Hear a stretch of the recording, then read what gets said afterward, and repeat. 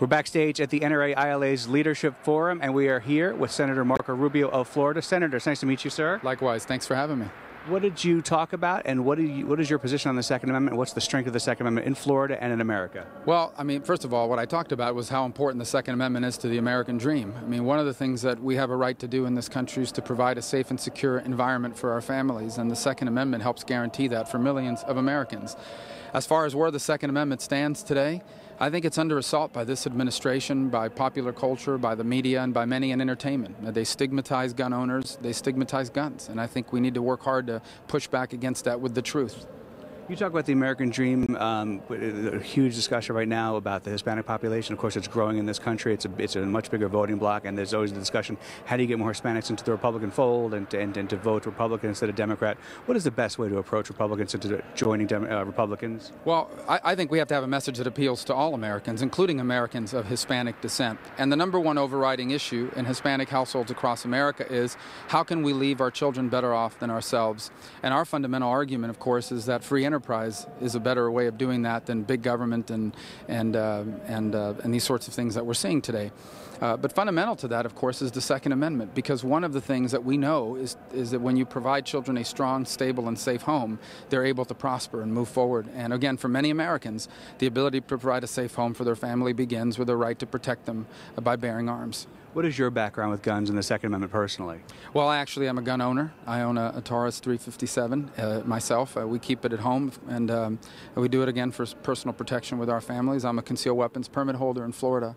And as I said, that's a fundamental constitutional right we have as Americans. It's unique to our country, and it's one of the ones I hope we'll forever keep. You right now are in a body that is just gridlocked with this, I would just say, dysfunction. I think you would agree with that. A lot of the opinion polls about the Congress in general are low, and you see Harry Reid, and I can imagine having the battles with Harry Reid in the Senate every day.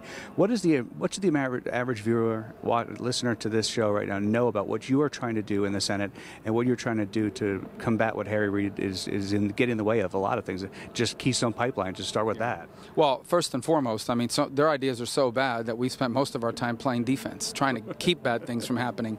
Our hope is that we'll have a majority of Republicans that could actually start making some good things happen. It'll be difficult to do as long as Barack Obama's president, but as I said here earlier today, in 32 months we'll have someone else there, and then hopefully the opportunity to move forward on some of these things that help restore our country to take full advantage of the opportunities of this new century we're now in. Last question. People who are frustrated with the state of the country, state of the party, state of whatever, when people reach out to, say, contact your senator, I mean, what do you do? I know you go on listening tours, and you go around the state, but when people contact you, how do you respond? How do you listen? What's the best way to get to men and women like you? Well, first of all, every week I get a report on the calls that have come into our office, on the emails, what are the topics. I mean, I actually get a running tally on what people are calling in about, what they're expressing opinions about, and it gives us a real good indication of what's on their minds and what people are thinking. And that's a part of the matrix in terms of, you want to make sure that we are focused on the things that our people are focused on, that we are worrying about the things that they're worried about. Beyond that, I would say that we do a lot of events. We're constantly out there. I mean, I go back to Florida every Thursday or Friday. I go grocery shopping. I'm out in the community with our family. And from that, you gather a lot of important information. It's important never to lose touch of where you came from, because if you do, you end up not knowing where you're going. You say you go grocery shopping. In your wallet right now, is there a Publix card? I don't know if there is a Publix card, but maybe they should have one. It'll be easier to shop. Yeah.